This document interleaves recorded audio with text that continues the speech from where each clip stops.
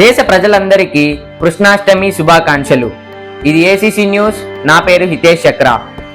మేమిచ్చే సమాచారానికి వాస్తవాలే ప్రాతిపదిక. మాకు పార్టీలతో బంధాలు లేవు, ఉండవు.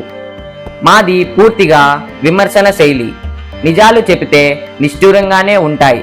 ఇది కొన్ని వర్గాల వారికి బాధ కలిగించవచ్చు. ఎవరిని బాధ పెట్టడం మా ఉద్దేశం కానే కాదు. మా వలన పొరపాటున జరిగితే క్షమించమని కోరుతాం.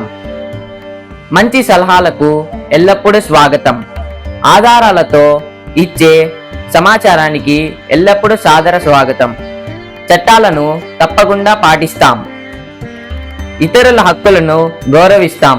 హుందాగా నడుచుకుంటాం. సబ్స్క్రైబర్స్ కోసం ఈ ఛానల్ను నడపడం లేదు. సమాజ శ్రేయస్సే మా ధ్యేయమని చెప్తాను. కాబట్టి ఇతరులపై అసూయ, ద్వేషంతో, కోపంతో మాకు తప్పుడు సమాచారం ఇవ్వద్దని వేడుకుంటున్నాం. ఇక ఈరోజు వార్తలను పరిశీలిస్తే, అమెరికా అధ్యక్షుడు డొనాల్డ్ ట్రంప్ మరియు రష్యా అధ్యక్షుడు పుతిన్ మధ్య అలస్కా జలసంధిలో శాంతి చర్చలు జరగటం మంచి పరిణామం. ఇవి తక్షణమే ఫలితాలు ఇవ్వకపోయినా యుద్ధం ఆపేందుకు తొలి అడుగుగా నిలుస్తాయి. అకాల వర్షాలతో జమ్మూ కాశ్మీర్ రాష్ట్రంలో కీస్తీవాడ్ ప్రాంతంలో వందలాది మంది చనిపోవటం, గల్లంతవటం తీవ్ర బాధ కలిగిస్తుంది.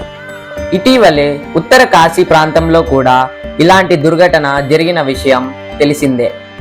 తరచూ జరుగుతున్న ఇలాంటి ప్రకృతి వైపరీత్యాలకు ప్రభుత్వాలు పరిష్కారం వెతకాలి. ఇక ఎన్నికల హామీలో ఇచ్చినట్లుగా సూపర్ 6 పథకాలలో ఒకటైన ఫ్రీ బస్ స్కీమ్ శ్రీశక్తి పేరుతో ఏపీ రాష్ట్ర ప్రభుత్వం శ్రీకారం చుట్టింది. ఇది మహిళలకు శుభవార్త. బ్యాంకులలో చెక్ క్లియరెన్స్ కు రిజర్వ్ బ్యాంక్ ఆఫ్ ఇండియా నిరంతర చెక్ క్లియరెన్స్ అనే కొత్త విధానాన్ని ప్రారంభించబోతుంది. ఈ విధానం అక్టోబర్ 4 మరియు జనవరి 3వ తేదీలలో 2 దశలలో అమలవుతుంది. మొదటి దశలో 4 గంటల వరకు చెక్కులు తీసుకుంటారు. అదే రోజు 7 గంటలలోగా చెక్కులను క్లియర్ చేస్తారు. రెండవ దశలో నిరంతరం క్లియర్ చేస్తారు. ఇప్పటి వరకు బ్యాంకులలో చెక్ క్లియరెన్స్కు 2-3 రోజులు పట్టేవి.